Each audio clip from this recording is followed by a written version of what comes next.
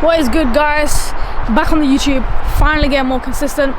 Wanted to make a quick video. My bolt just landed today and I am super excited.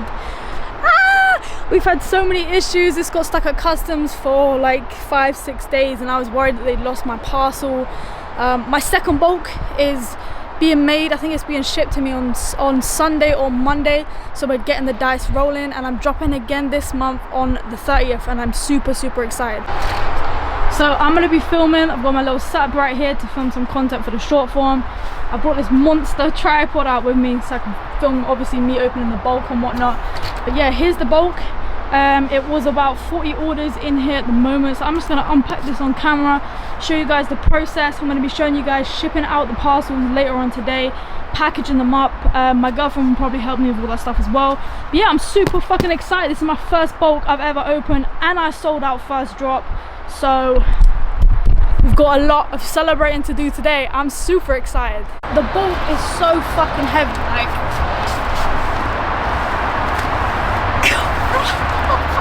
I need to go to the gym more. What the fuck? This is so heavy.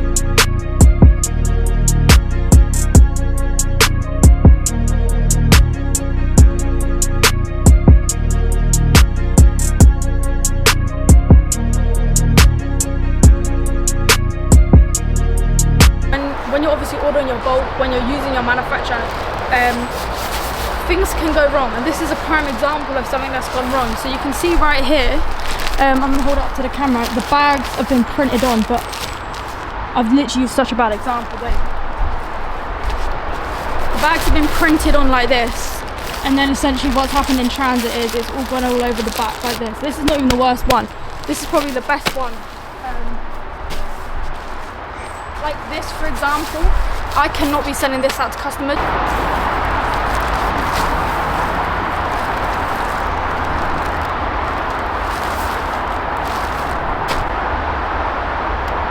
A lot of people were obviously in my DMs asking me, you know, did you use ads? Did you do organic?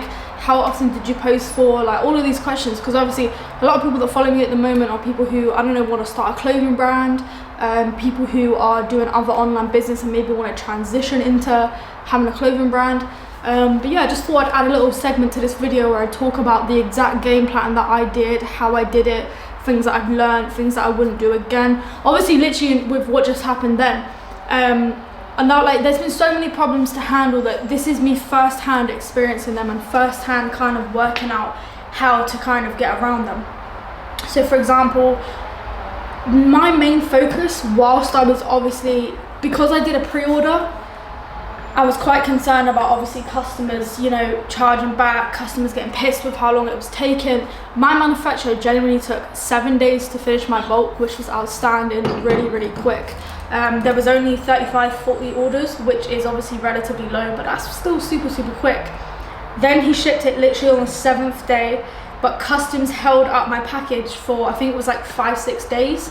I have no idea why. I was stressing. I was thinking that my bulk has literally gone missing. Like, I was thinking all these bad things, and I was thinking, you know, I was gonna have to reimburse people. Like, I don't know, I was getting really worried.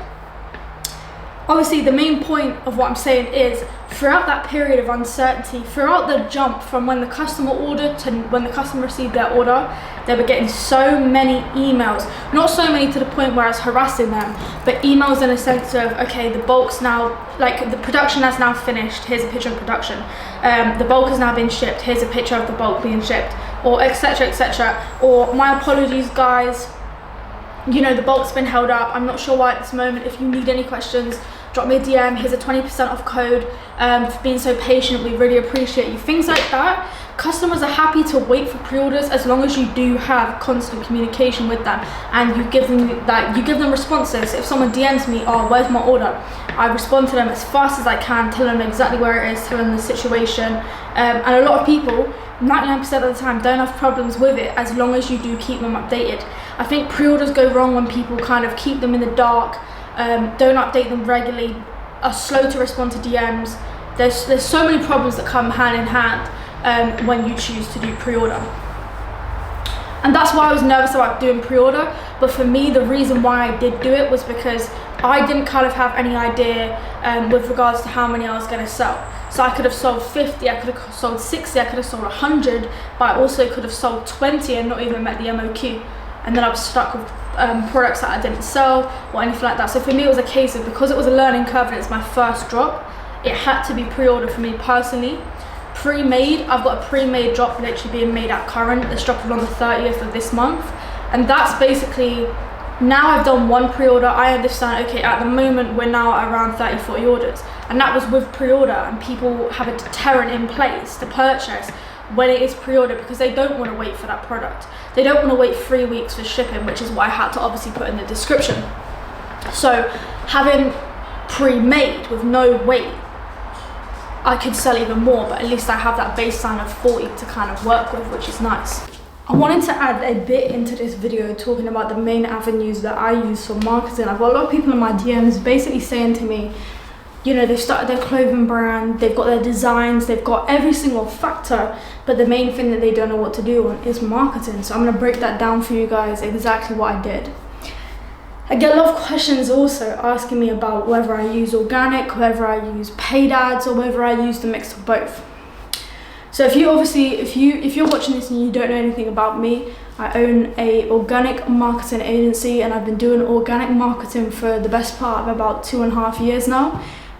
So in my mind, I kind of know organic like the back of my hand.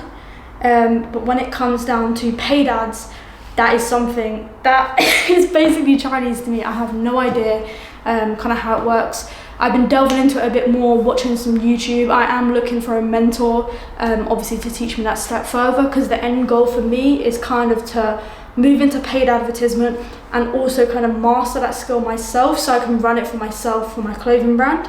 And I'm going to move on to how you can use paid ads for your clothing brand if you basically don't know how to use FB ads like myself. So the answer to the question that I've been getting a lot, what type of marketing are you doing? I personally did a mixture of organic and I did a mixture of paid. All of the organic content I did myself, and all of the ad-based stuff I worked with an ad manager to do. So just if you don't know how to do ads or don't know anything about FB ads, you can work with an agency, you can work with an individual, and you can have them run your ads for you. I'll talk about the process with that, the pricing, how much it costs, my experience and everything like that in a sec. So yeah, my game plan was with organic, it was TikTok, it was Instagram Reels, and it was also obviously posting on the Instagram feed as well. I'm going to delve into organic a bit more later, talk about the videos that I did, showcase some videos that I did also, so you guys can kind of see what the organic that I'm talking about looks like in real life. With the paid ads side of things, obviously, as I said, I don't actually know how to run FB ads myself. So I partnered up with an ad manager that I've been using, and he has been absolutely amazing. And he obviously was, for the most part, the reason why we sold out was because of FB ads, which is crazy. So the main way you can do FB ads and kind of have that arrangement is by using an agency as an ad manager, as I said. With paying for an ad manager and that arrangement, the only downside is if you're new to running a brand, it's kind of expensive in the sense of your outgoings per month will be quite high if you utilize an ad manager. So the ad manager that I worked with, if you guys want to have access to the ad manager that I worked with, DM me on Instagram and I'll give you his details because he is amazing. I cannot fault him. But yeah, so I pay a monthly retainer of 1.2k. And I know a lot of people, you know, when you're in the beginning stages of running your brand, you don't want to have outgoings of tons a month when you're already probably not got that much capital to play around with. So that is definitely one negative. What the ad managers also do is they can either do a flat rate retainer, so for example like 1.2k a month, and then you have to pay the ad spend also with your own money as well. So it definitely is something to think about. Can you afford the ad manager? Can you also afford the cost of the ad spend as well? I think for me, I maybe spend, I'm trying to think off the top of my head, about maybe £600 on ad spend. So altogether, it was nearly £2,000. And that was literally just for my first drop. Then obviously you've got instead of a retainer, some agencies and some ad managers like to take a percentage, and that could be percentage per sale, and that could be percentage per, let's say like 10% of all your revenue. So you drop once, your ad manager might take 10% of that. So it honestly depends kind of what agency you speak to. It definitely does differ. But yeah, so the kind of structure that we use, and to my ad manager, if you're watching this, please don't shoot me for obviously saying this on YouTube. But we did a 4-week run of ads. In the first 2 weeks, we did lead generation. So you can do lead generation via the form on Facebook, or what we did as well, we tested both. We did form leads, which converted very, very well. We also did website conversion leads. So the people were either coming to Facebook to fill out the form and putting their number in, or what they were doing is coming to the website where my website was passworded, and with the password page, it enables you to put your number in, and then obviously I capture that lead, and then it goes straight to my Klaviyo list. For you guys watching this, it might be Postscripts, Klaviyo, SMS Bump, all of those, it works in the same way. So yeah, we basically scrape leads for 2 weeks prior to the drop. On the 3rd week, I'm pretty sure if I'm right in remembering, we still ran the lead gen up until the site opened, and then we turned the lead gen off. In the 3rd week, we had a mixture of lead gen, I'm pretty sure, and we had hype campaigns. So this was basically testing out different creatives, testing out different campaign settings, etc., all of that stuff that I don't know shit about, basically, and finding out what the winner creatives. One funny thing that might not be the same for you guys, but was how it was for me, was I had a professional photo shoot done, and the pictures were amazing, but with FB ads, the creatives that were converting the best were the ones with the mock-ups, not the real pieces. And also what converted the best was flat lays as well, as crazy as that sounds. So you would think in your head a professional photo shoot would, convert way better because it looks more professional, more trustworthy. But for me, it was literally flat lays taken on my iPhone, and also mock-ups of the garment, not even the garment, being made. So really, really weird. But yeah, we definitely found winner creatives within my mock-ups, which I didn't personally expect, and I thought was really weird. But as I'm getting to know Facebook more, I'm kind of understanding why that was, how it works and things like that. But to me, it's still like, I don't know, it's still a big shocker to me. Then on week 3, we were doing the hype campaigns, which is basically telling the audience that, we're dropping on this date, familiarizing the audience with my brand, who I am, what I'm dropping, and when that drop date is. Week 4 is when the site opened, and that was intense sales campaigns, I want to call it, don't take my word for it. And yeah, that was basically direct to website. The intention is to convert, and the intention is obviously to buy from the store. The ROAS that we had, I think the majority of the ROAS was in double digits. If I find the screenshot of my ad manager, I'll put it on the screen right here. If I can't, I know they were mostly double digits, apart from one ad set was a bit lower, I'm pretty sure, but the conversions were really, really good. One thing to think about and to be mindful of with your brand is, I've heard a lot of people say that paid ads are more for established brands or brands with an identity. So I set up my pixel on my website really late, so I couldn't track all of the activity that was occurring on my website before I connected with my ad manager. So I lost out on a lot of data of people's ages who were looking, people's genders, people's location, etc. Because I was already using and growing the SMS list way before I met my ad manager, but I didn't have my pixels set up. because I didn't even know how to set up my Pixel, nor did I really know what Pixel was. And if you're watching this and you don't know what Pixel is, it's basically integrated into your Shopify site or whatever your provider is. And it basically tracks data on who is on your website, who is looking at it, who is purchasing, who is checking out. And as time goes on, the more you have your Pixel activated, and the earlier you do it within your brand's journey, the better results you'll get, because Facebook will know your audience more. So for me, my Pixel wasn't very seasoned, as we like to call it. So I was kind of dubious. I didn't know what results were going to come out of it. I didn't know how it was going to be.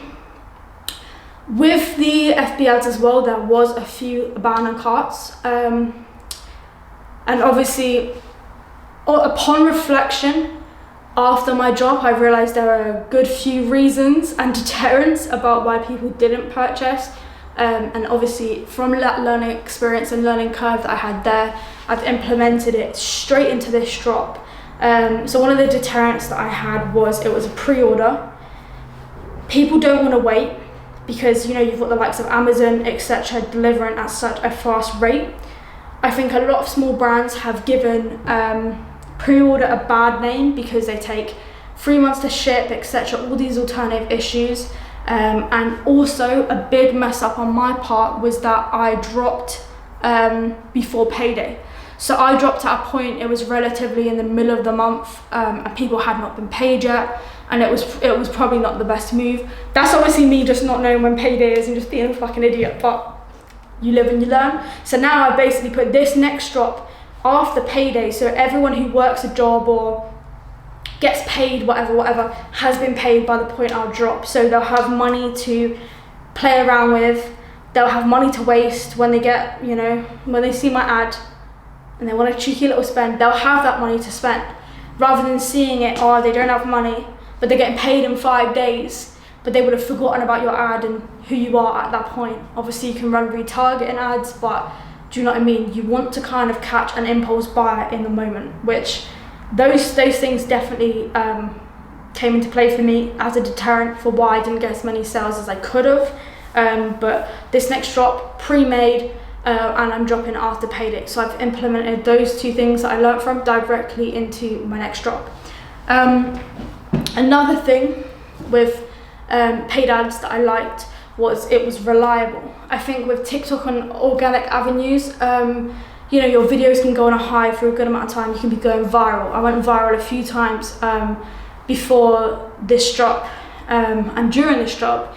And obviously I can't guarantee the next drop I'm going to go viral. Obviously I'm experienced with organic and I've got very, very good results, but you can't always ensure that you're 100% going to go viral every time, because that's unrealistic.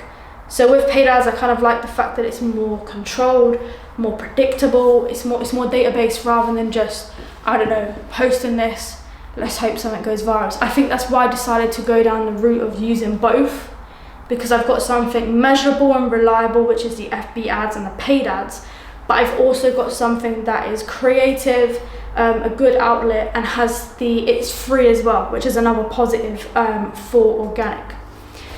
Moving on from the paid side of things and everything that I utilize with FB ads and paid ads is the organic side of what I did.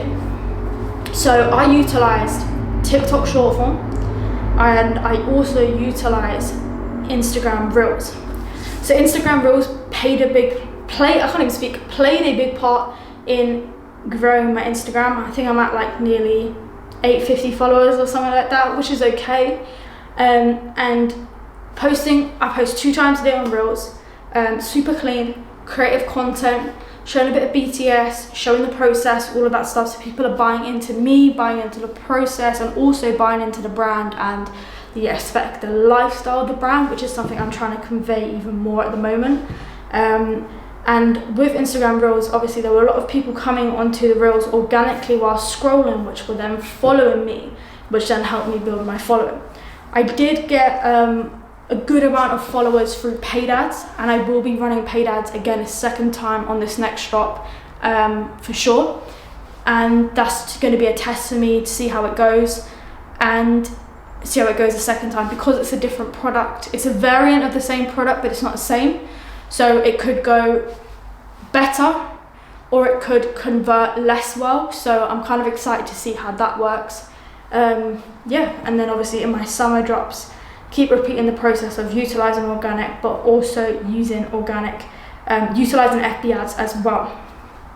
Also use TikTok as well. The same posting pattern as what I used on Instagram Reels. So it was 2 posts a day, every single day, pre-drop. And then when the site was open, it was 2 a day, every single day. So my posting plan for my drop was essentially 2 posts a day on my personal account.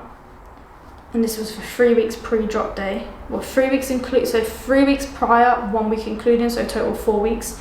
2 weeks on my, no, 2 weeks, 2 posts on my personal a day, 2 on Instagram, 2 posts on business Instagram a day, 2 posts on business TikTok a day, and 2 posts on personal TikTok a day. What I wanted to do was create a kind of, on TikTok it was a case of, okay, so on my personal account, I'm showing the behind the scenes of the brand. I'm showing how I'm building the brand. I'm showing the trials and tribulations that you go through as a brand owner. So it's kind of people coming to the page on TikTok, like buying into me and following me as a person to watch my journey. And on the business page, it's more so they're buying into the product. So you've got both, you're kind of killing 2 birds with 1 stone, because you're doing both things. You're building a following and a personal brand for yourself, which is so important. A personal brand has never ever been more important than it is now on social media. But you're also building up a strong brand identity that people know you for your marketing, people know you for your pieces, because there's consistent marketing going on your TikTok, your Instagram, and all of those type of platforms as well. One thing I will say to anyone watching this is that personal brand is so important. Whether that be showcasing you packaging orders for trust reasons, for inspiration reasons, so you grow a following on TikTok. I'm trying to think what else. Showing the process where things have gone wrong is really refreshing to people. I think a lot of people come and do their personal brands, and what they do is they try to make everything seem like it's perfect all the time. So then people, like the general public, for example, normal people that are coming onto TikTok and maybe wanting to move into online business, move into a clothing brand, and this goes for any business model as well, not just clothing, is that they make it seem like it's all sunshine and rainbows all the time. If you're coming onto TikTok and you're showing the reality, so for example, I got my bulk order today, you can probably see it behind me, and the bags are completely messed up. The bags are completely, the paint's peeling off. I showed it earlier in the vlog, but the paint's peeling off and it's shit. And that's just an issue that I've faced. I think a lot of people probably won't post about that, probably wouldn't be honest about it, they're just going to get new bags and replace it. But standing out and showing the reality of what happened, the reality of my bulk got stuck at customs for 5 days. Or some people like to go on there and say like, oh, my sample got fucked up. And it's not just marketing hooks, it's genuinely their sample has been fucked up. But they're being so honest in the way that they show the process. And because it's raw and it's reality, people buy into it more than flexing like, oh, I just bought this car, I just made 10 grand today. Okay, but how many fuck ups did you take before you made that 10 grand? How many bad drops did you have before you bought that car? Because you're not posting that. And I think people kind of get tired of seeing the same. I'm tired of it as well, going on my phone and seeing, 100 people trying to sell you something, trying to sell you a course, trying to flex that they made 10k today, 20k today, or whatever. Obviously that's the same kind of content that I'm posting myself, but not directly going straight into flexing and showing the reality, and showing the building of the business, and showing the back end of a business, and showing even if you're even if you're doing content for mindset, right? You're raw with it. You show some days that your mindset isn't 100% perfect. You're not motivated every day.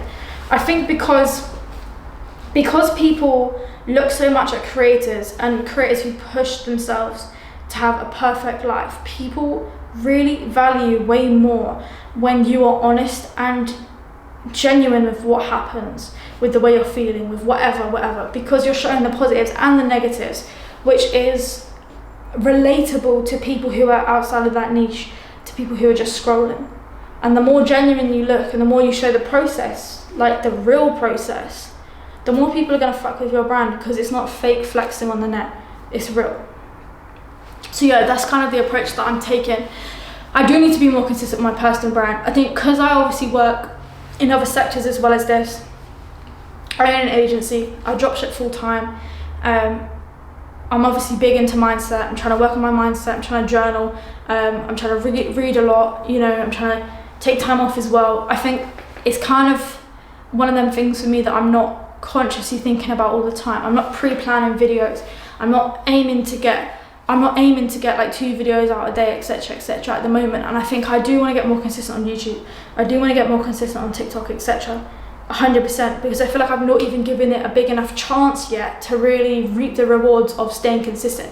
My last video got cut off because my camera died, but essentially I just wanted to round up obviously on what I said in this video. I showcased obviously my bulk coming in, which was an amazing feeling. The first time I ever got a bulk order land was literally just this first time. And then obviously talking about the marketing process, which is something I feel like that is really, really important, because a lot of people kind of have a really good product but don't know how to market it, or they're really good at marketing but don't have a winner product. So I think to kind of succeed in the clothing space, or even any type of e-commerce space, it's imperative that you have a winner product, a product that is going to sell, a product that fits within your niche, a product that actually is high quality, also paired with extensive good marketing, kind of targeting, let's say, organic, but also utilizing FB ads. It's very well versed. I did use some influencer marketing in this drop also, which is something I forgot to talk about. I sent off a pair of track pants, the ones that I'm wearing right now, to an influencer in return for a feed post and a reel. I didn't pay for it at all. They just got gifted the piece, and also they did obviously the feed post. So the reason why I did this was because there's 2 types of influencers that you want to use, and I spoke about this in my other video where I spoke about influencer marketing and how I added an extra 5k in a drop for one of my clients, and essentially with the influencer marketing arrangement that I had myself personally, it was more so showcasing the product on a person, and having those pictures as a showcase, rather than it being an influencer that is going to convert. If it's going to be an influencer that's going to convert, you're obviously going to want to send the product to them, they're going to post up, and you're going to get sales in return for that. There's also influencers that you can use just for content, so there might be smaller influencers, there might be people who do a lot more, like a lot of promo, and that's obviously just so you have the image as social proof. That people are getting your brand, people are wearing your brand, you have influential people in your brand. So yeah, there was definitely 2 types of influencers. Influencer 1 being influencers that will convert and get you sales, or influencer type 2, which is social proof and showcasing your product, like utilizing the influencer to basically wear that and showcase your product. One thing I always tell my mentees that I teach, or anyone that I speak to about influencer marketing, is when you pay an influencer to market your piece, whether that be reels, whether that be a feed post, or whatever that may be, always think about how many sales it would take you to even break even from the marketing, the arrangement. So let me explain what I mean. So for example, if you pay someone £500, right, for a feed post, you will have to make, and your product is £100, let's say, you would have to have 5 sales off that exact post that you just paid for, that exact post, nothing else, to just break even. 5 sales from that one post just to break even.